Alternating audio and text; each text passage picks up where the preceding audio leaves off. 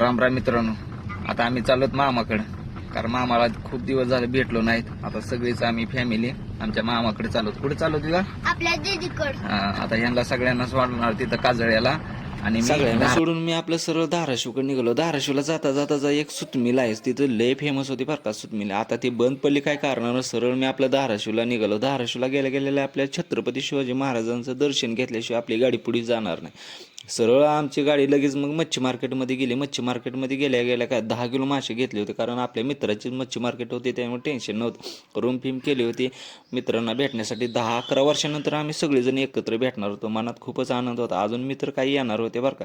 सगळे मित्र एकत्र आल्यानंतर ह्यांना मित्रांना वाटायला लागलं काय की मी इंस्टाग्रामवरती व्हिडिओ टाकतो काय की आमची चर्चा फिरच्या. तसं काय करणार नव्हतं बरं का. सगळ्यांच्या गाठी बिटी घेतल्यानंतर आम्ही लगेच सरळ हॉटेलमध्ये गेलो.